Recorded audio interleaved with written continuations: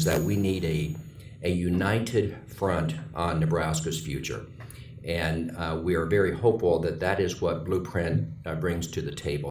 It's a roadmap for economic growth, competitiveness, and prosperity for all of Nebraska, not just for one sector or the other, or for one geographic location or the other. A couple of legislators in the audience always like to say that we need the next George Norris moment. George Norris, if you know Nebraska's history, was a very influential U.S. senator that brought us public power, actually the rural electrification of all of the country, and started right here in Nebraska. And of course, he was the father of the TVA, Tennessee Valley Authority, and the unicameral system. And both of those grew out of a great need that needed extraordinary solutions. And he was a large political figure that had tremendous goodwill that was able to pull that off. There's not anyone today that I'm aware of, a single figure that can accomplish that. But collectively, we have civic leaders from across the state that can pull together and create that next George Norris moment for our state. So Blueprint Nebraska, I know Senator Blood has been with us for one of our other meetings. I'm not certain if there's anyone else in the audience that has seen anything about the outcomes of the report of Blueprint Nebraska. We were here last year when we kicked off the concept. And so just as a real quick review, Blueprint Nebraska is a 501c3 organization. We are an independent organization stood up by the private sector in the state to build this initiative, this economic initiative. Hank Bounds and Governor Ricketts were the origins of Blueprint Nebraska. Hank Bounds, former president of the University of Nebraska System, had worked on an initiative in Mississippi with then Governor Haley Barbour of Mississippi. And it was a collaborative effort between higher education and government. And whenever Hank and the governor began to look at Blueprint Nebraska and the structure that it should take on, they looked to the private sector. So they tapped Lance Fritz, the CEO of Union Pacific Railroad, and Owen Palm. And Owen is an implement dealer, a large implement dealer on the western part of the state of John Deere dealerships. And they became the co-chairs of the organization, and they reached out to 19 other business leaders from across the state to make certain that this had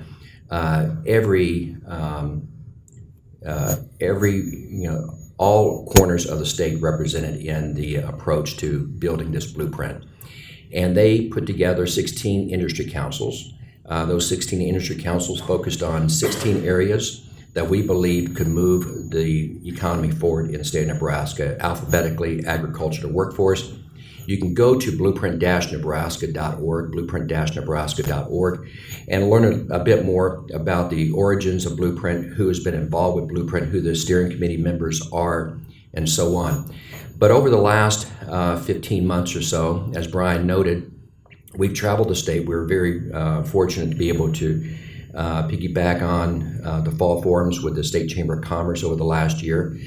And along the way, we were in more than 60 communities where we met face-to-face with well over 2,000 Nebraskans and Nebraska business leaders.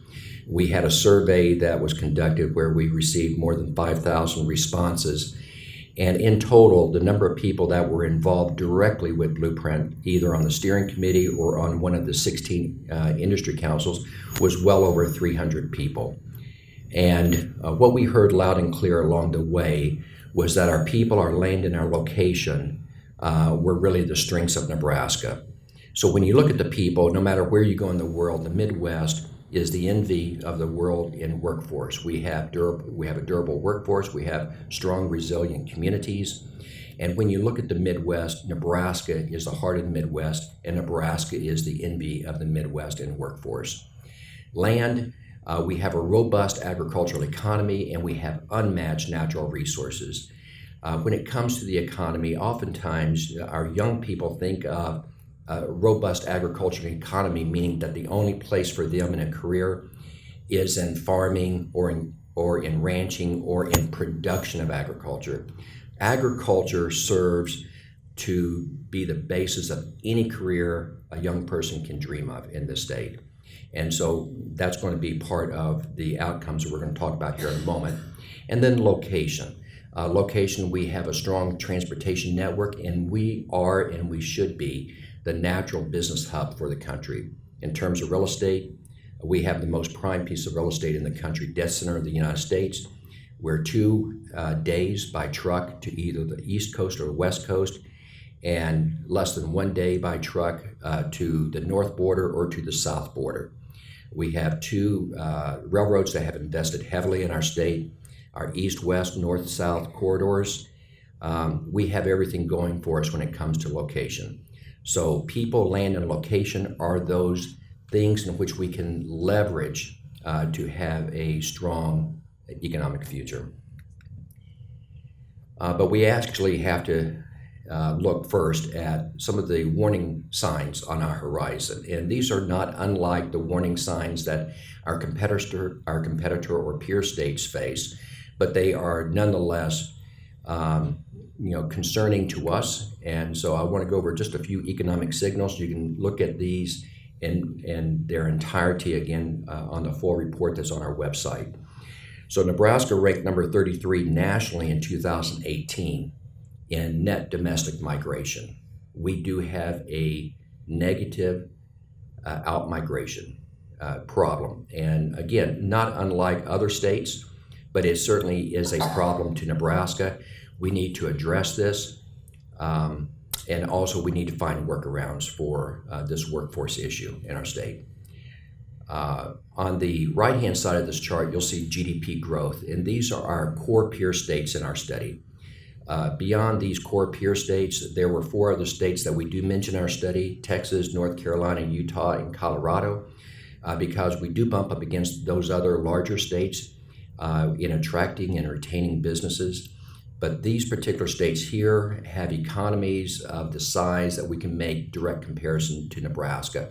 The point to take away here is that there's a lot of blue above Nebraska's placement on this chart.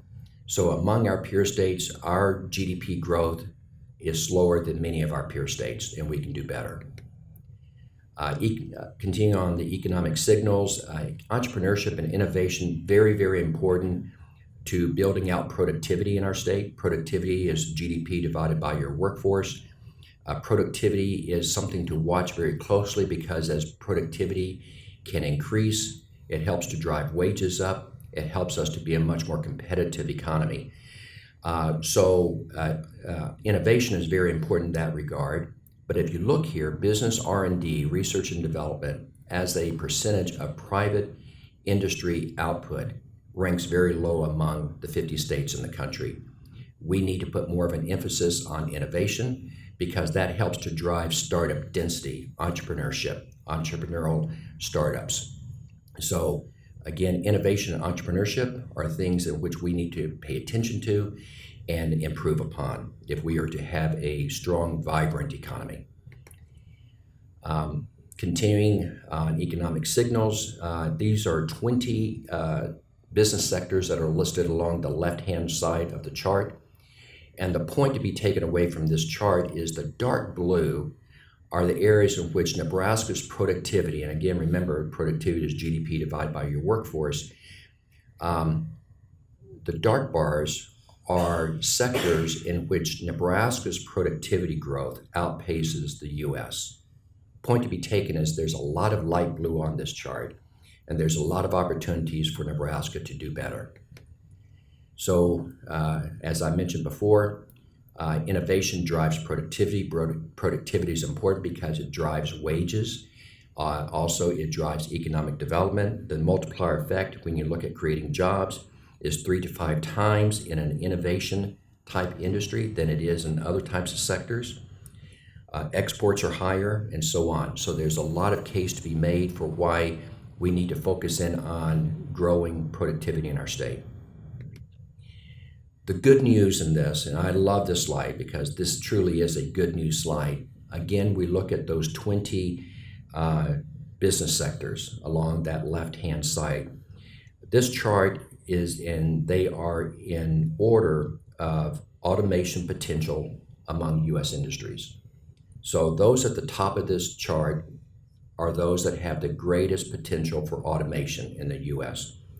Look at the first three of those sectors: manufacturing, transportation and warehousing, and agriculture. And those are three sectors in which Nebraska has strength, and we have the potential to dominate among our peer states. But we need to match up the automation, the investment, the research and development, and grow the productivity in those three sectors. So that's much of where the report points us, is to grow productivity. In front of you, so you don't have to strain your eyes too much, are some data outcomes of the Blueprint Nebraska report. As we follow that roadmap, there are some aspirational goals that we want to monitor along that path to monitor our success in achieving our goals. 5 of those aspirational goals are listed here: job growth, quality of life, cost of living, research and development as a percentage of GDP. But something to really focus in on here is the middle aspirational goal, which is to grow the 18 to 34-year-old population.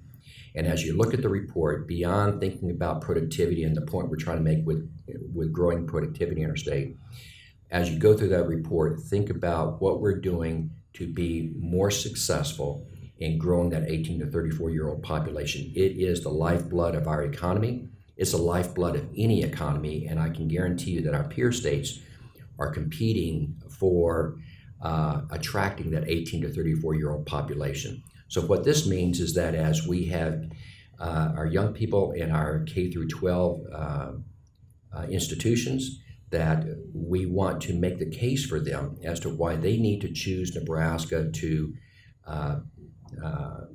build their careers, starting out with education, whether it's higher education they're pursuing or whether it's customized workforce solutions that they're pursuing, that they pursue them right here in Nebraska. Why Nebraska is a great place to get their education.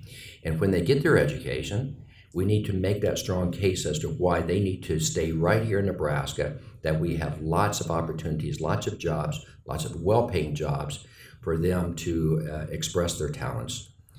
Those that have chosen the wrong course and they have left Nebraska and they have pursued their education outside of our state, we need to make the case why they need to come home and build their careers here.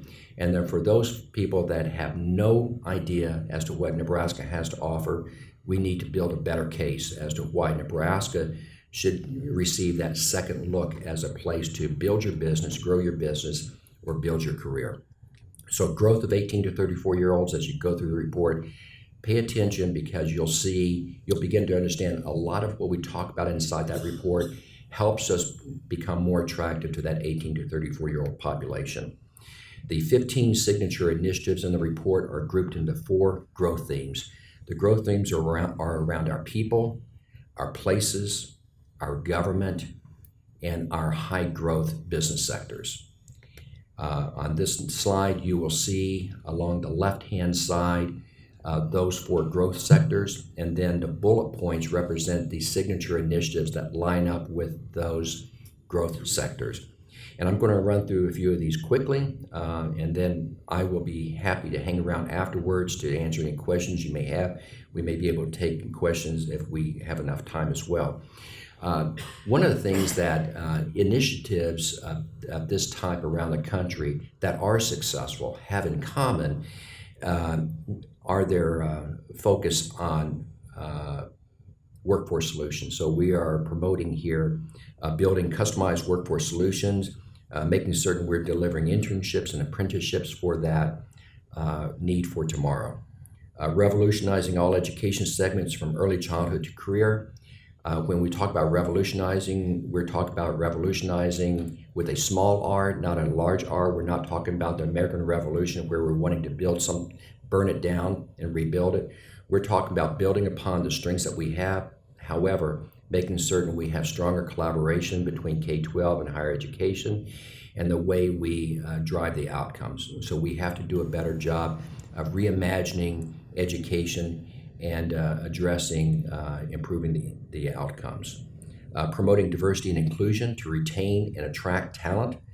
Uh, to keep it simple, we need to outperform our peer states in being the most welcoming Midwest state, and certainly one of the most welcoming states in the country.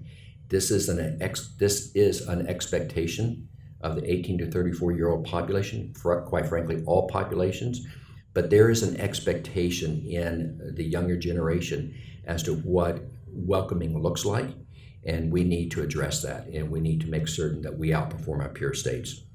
Launching a Choose Nebraska campaign, we were talking about that a little bit before the meeting. This is not necessarily a slam on our tourism slogan that Nebraska is not for everyone. We happen to believe Nebraska is for everyone, and we need to make a better case for why businesses need to take another look at expanding in Nebraska, locating in Nebraska, and the workforce needs to take another look at making Nebraska their home. So very important that we have a strong, united branding campaign for Nebraska to make our case. In places, no matter where you go in our state, housing is an issue. In some places, it's the availability of housing. They just simply don't have the housing.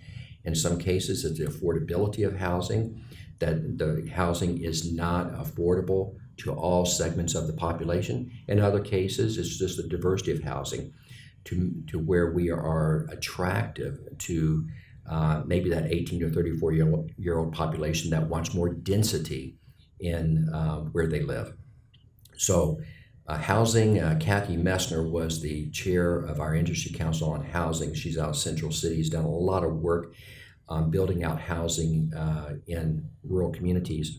And she would always say, well, housing is where jobs sleep. And so we need to make certain that our jobs that we want to attract and create in the state have a great place to lay their heads. Rejuvenating our communities, whether we tend to think about Omaha and Lincoln and some of our larger communities, Bellevue, that have great entertainment and arts and the amenities, whether it's healthcare or childcare or elderly care, all those amenities that are necessary to support growing population. The larger communities have those, but the smaller communities do not. And so the point we're making here, some communities are doing very, very well, and we need to find out how that's working, and we need to scale that across the state, because it's really important that all of our communities must have the types of amenities that are attractive to population growth and investment. Expanding Nebraska's transportation connectivity, going back to being the leader in logistics, we should dominate in that area. Again, looking back at the rail, the trucking, we need to combine that with the air. We need to do a better job of moving product in and out of our state. That certainly helps our mid-sized manufacturing firms. It helps agriculture production. It helps a lot of what we're trying to do and accomplish in Nebraska's industries. But also we need to do a better job of moving our people. And our larger communities are struggling with, advancing, modernizing their transportation networks, their transit systems. We need to make certain that they have what they need to be attractive to their growth, but also our smaller communities that would just love to have one consistent bus service. So across the board, we need to do a better job of transportation connectivity, and we promote that. Perhaps one of the most important things, if we are to create higher productivity by driving innovation and automation, how can we do that if we have gaps in broadband coverage across the state? There are places you go in the state that simply do not have the broadband coverage. And we need to fill that gap if we're going to be able to have the types of investments we need in those communities. So I know the legislature has worked on a broadband initiative. There's a report that is in draft form now out online and soon to be finalized. We want to work with the legislature, and we want to work with the private sector to find ways in which we can meet this need, so we can see the type of expansion in our rural communities that we really desperately need. Government, a lot of attention is given to this particular growth theme because it deals with taxes, But there's also a component here of making government work better and work better more efficiently. So we want to continue to support what our legislatures like Senators Blood and Crawford are doing to make government work better for our state. Some of our communities are doing a fantastic job at the local level. And again, I go back to not reinventing the wheel, but scaling those things that are working well in our smaller communities.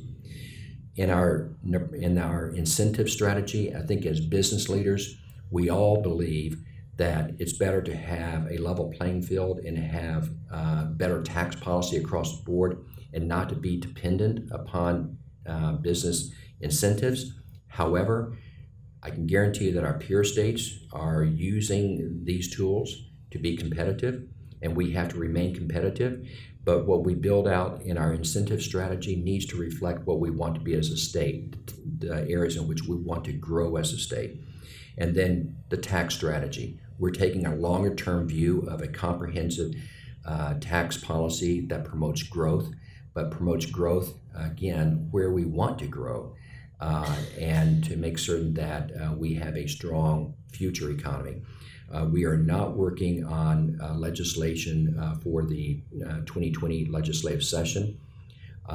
Again, we believe that a strong amount of research needs to go into this, academic-based research to where we have, without any question, an understanding of what the different types of taxes, the impacts they have on what we want to become as a state, and then putting together a strong, comprehensive plan for that. We did not get into the situation that we are in today on taxes overnight. As a former legislator, I don't think we're going to get out of them overnight. It's going to take thoughtful, aggressive leadership for the long run to get that done. And then those three areas, people, places, and government, really feed into the final growth theme. Now, there's some components that are self-contained inside that growth theme, but the people, places, and government, if we get that right, it's going to help us in our growth sectors. But where we believe we should be focused is increasing the productivity, which increases the innovation and automation around agriculture, manufacturing, and our other core industries. So in agriculture, we have a lot of production that leaves our state, leaves our borders, where value-added services, processing, technology may be added. And there are great jobs that are added around those, but they're added in other states. So we need to bring that back home and build out our agricultural sector by combining it with automation and technology. And so that's what we mean when we talk about diversifying, expanding, and improving the productivity of Nebraska's ag business cluster. I think the same can be said for manufacturing. We are in a great position to grow manufacturing in our state, but we need to also help manufacturing make the necessary investments in research and development and automation to be able to counter a challenging workforce. Developing fintech, banking, insurtech, again, introducing more technology, more research and development to our core business clusters, and then finally building that pipeline of tech founders in sectors linked to Nebraska's core industries. I'm not certain how many of you may know that the founder of Twitter actually is a Nebraskan, and we probably find a lot of other cases just like that. But Twitter was not developed in Nebraska, and another state gained the benefit of having that person build out that piece of technology in their state. We need to find that next generation of innovators, and we need to keep them here in Nebraska and build that next Twitter, if you would, right here in Nebraska. So that's a real quick run through of Blueprint. And where we're going, again, is we have to have an aggressive implementation strategy. As I said last year, this is going to be a report sitting on a shelf collecting dust if we do not have the right type of implementation strategy. And so we do plan to reach back out to the community, to the civic leaders like yourselves, and to build a very strong implementation plan. There are 15 signature initiatives that will be rolled out over the next 3 quarters. 5 each quarter. And please watch us on blueprint-nebraska.org, and then also be willing to help us as we reach back out into your communities and ask for your insights and your support in implementing this strategy. So thank you for letting me speak with you today. It's been a pleasure.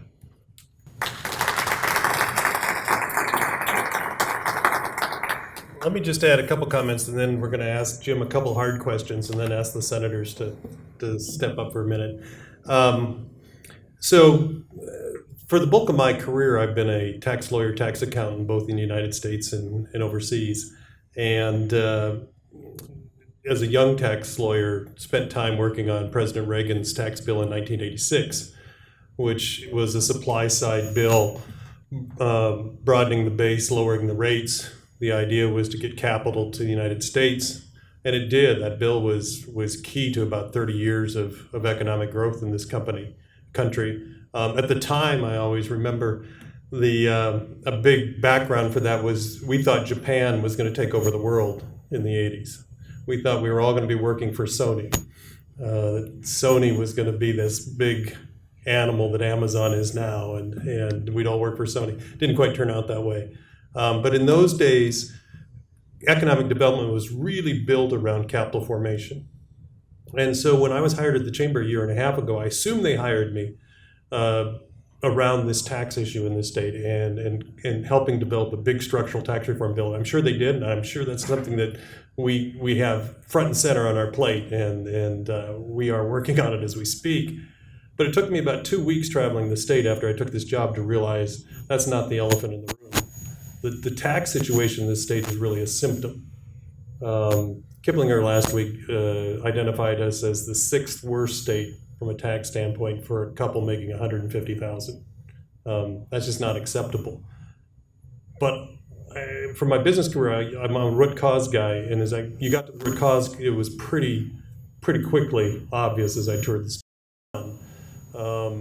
Our biggest issue is workforce. On any given day in this state, we have 30 to 50,000 jobs that go unfilled because we don't have the people to fill them. 30 to 50,000 jobs would mean literally hundreds of millions of dollars of additional revenue to do the things that we want to do to build our infrastructure. And beyond that, I'll give you an example. I'm relatively confident when I work with manufacturers every week. I'm relatively confident that the manufacturing segment of our state, which is the 2nd largest industry in our state, would grow anywhere from 10 to 15% tomorrow,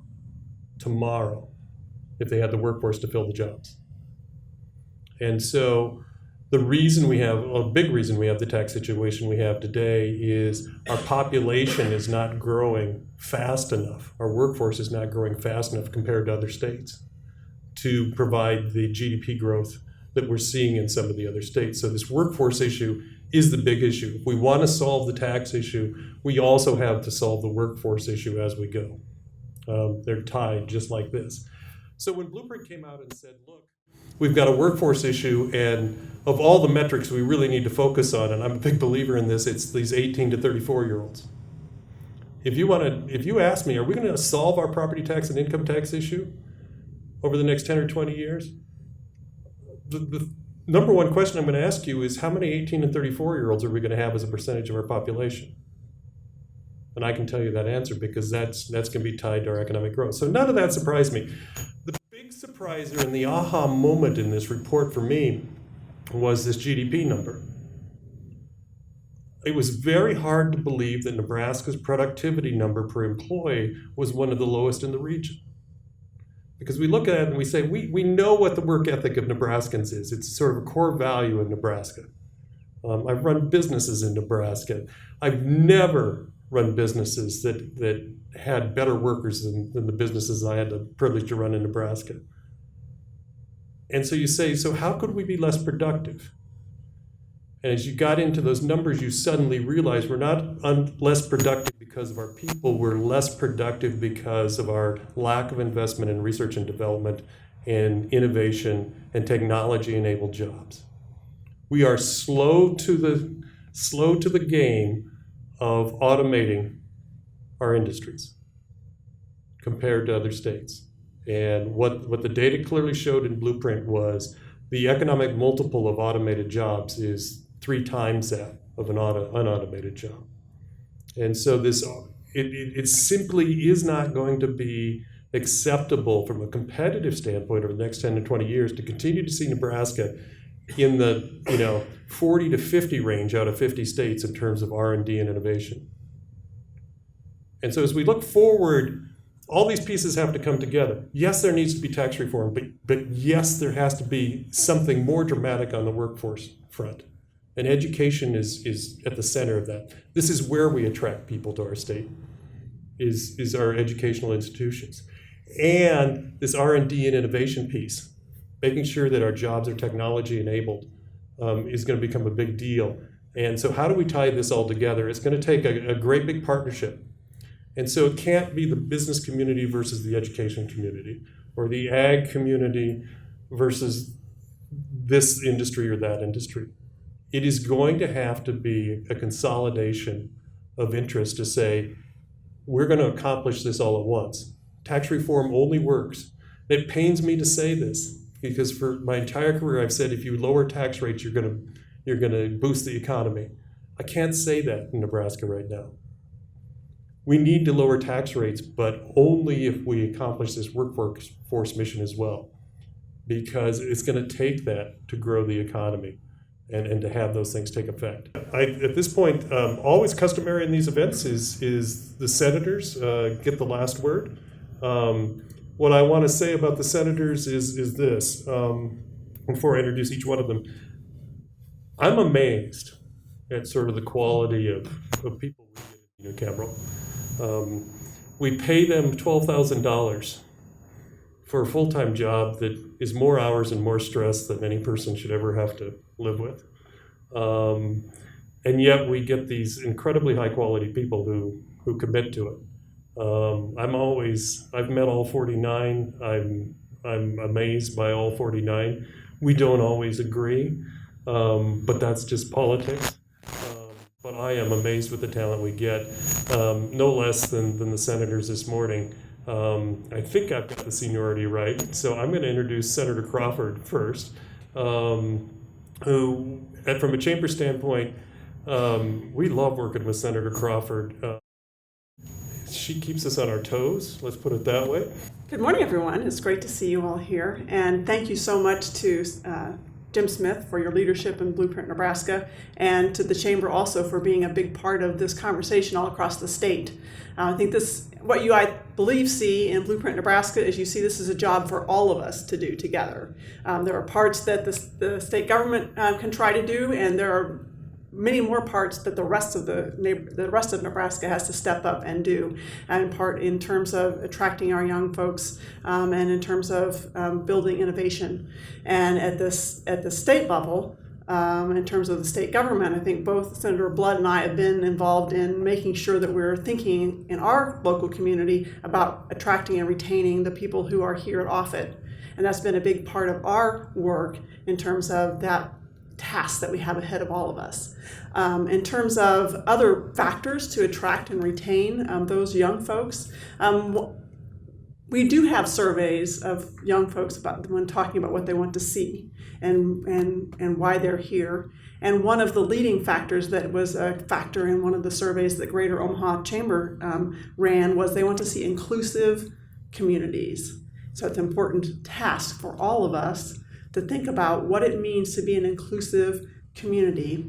And one of those markers that many of our young folks are looking for is support and acceptance of LGBTQ communities. So what are we doing in our state to show that we're supportive to those communities? And that's been a challenge. We've had a bill introduced multiple years to try to send that signal that has not passed yet. I think that's one of those core signals that some of our young folks are looking for. That's important for us to think about and step up and decide, is this a step we're willing to take or not? Is this a step we're willing to accept and say, yes, we want to be welcoming and inclusive, and that means that we want to provide this important protection to people in our state. And it matters not just to people who are LGBTQ, but it matters to other young folks who look at that as an important signal of where the state stands.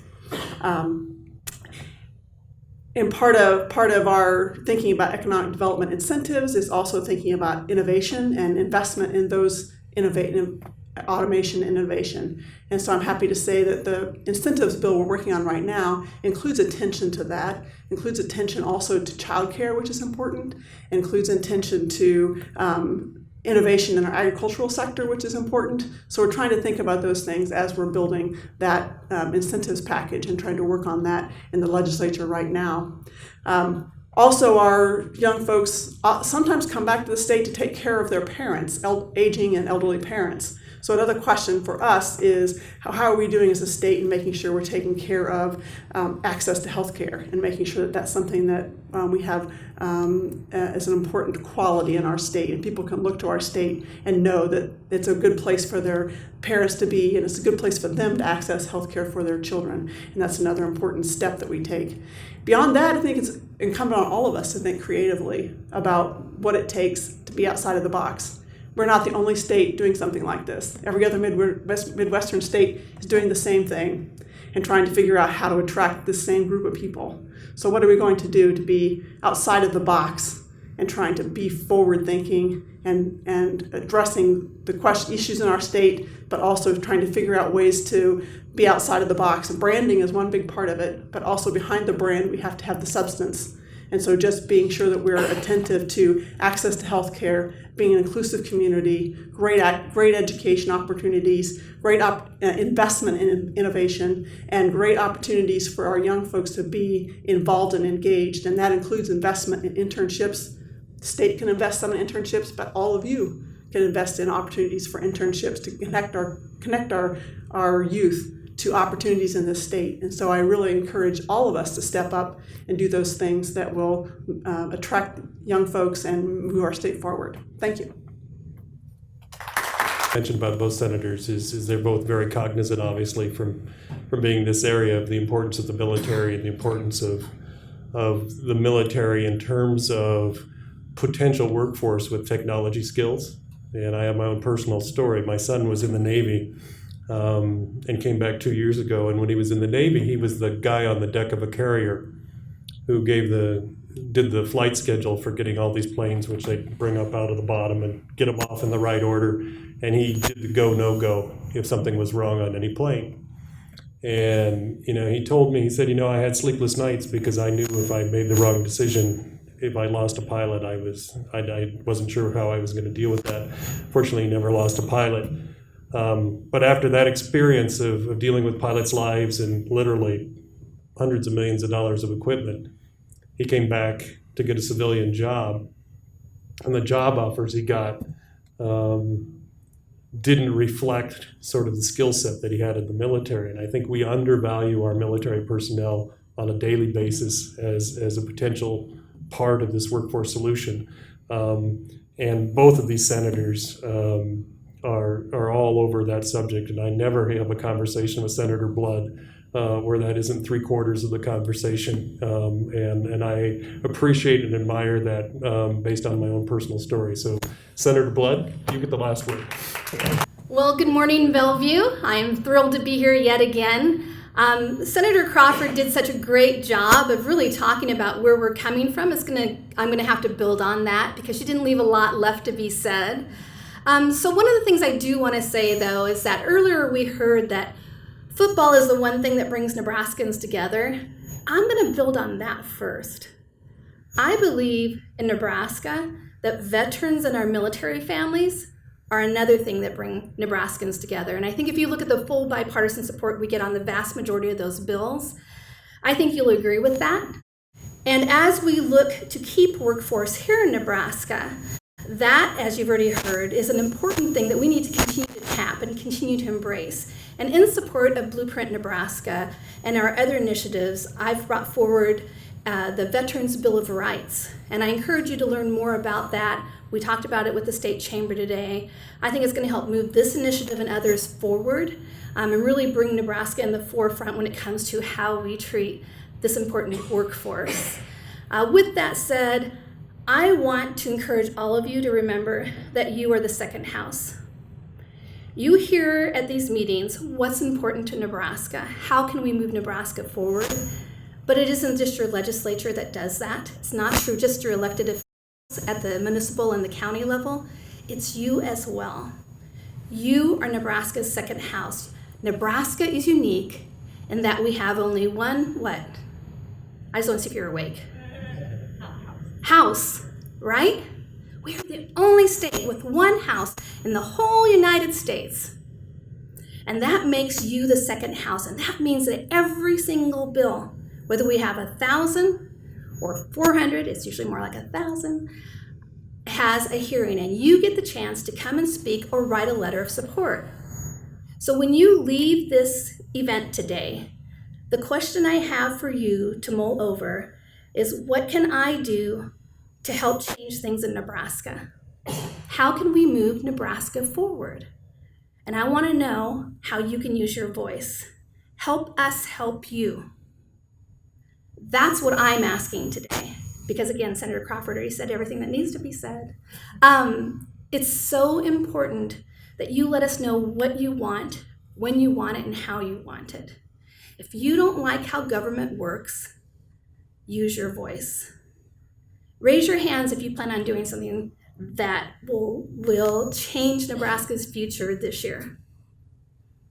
All right, now you just did that in front of me, and I see all of your faces. I expect to see you at the Capitol. I expect an email in my box or a phone call. Help us move Nebraska forward. And remember, and you've probably heard this before, it's not about the left wing, it's not about the right wing. We all belong to the same bird, right? Let's make sure that we're not polarizing Nebraska like what's going on at the federal government. Let's work together for the betterment of our state, because if we all work together, we can make a huge difference. Thank you. And thank you, State Chamber.